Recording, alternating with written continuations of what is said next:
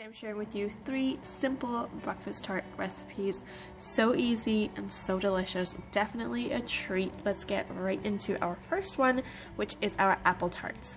All the amounts will be listed below, and what I'm sharing is for 1 sheet of puff pastry.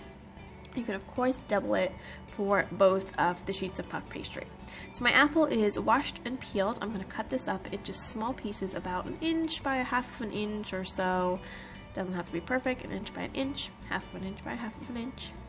Place it into a saucepan, and to that we're going to go ahead and add in a little bit of brown sugar,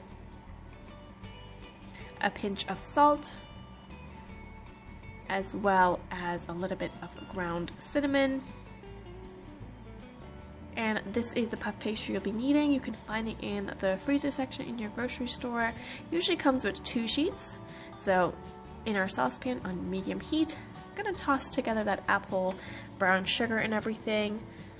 After it's cooked down for about 1 minute, I'm gonna add in some flour, some orange juice,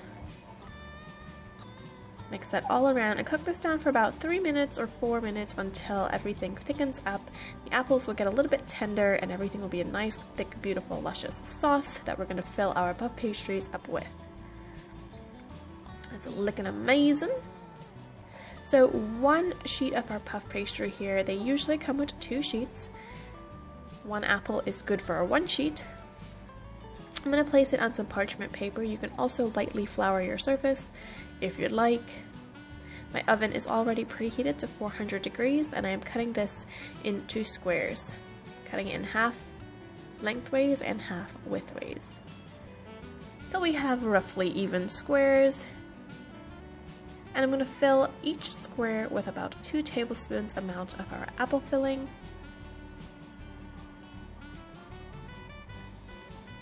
We're going to take 1 corner, pull it over onto its the other side like that, pinch it and seal it. Then we're going to get a fork to crimp and seal the edges.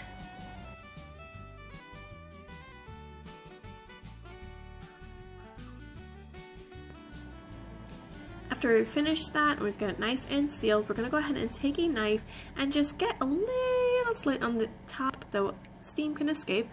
And our second one is absolutely our favorite. What I have here is some guava paste and some cream cheese. I'm going to be using the same amount of guava paste to cream cheese.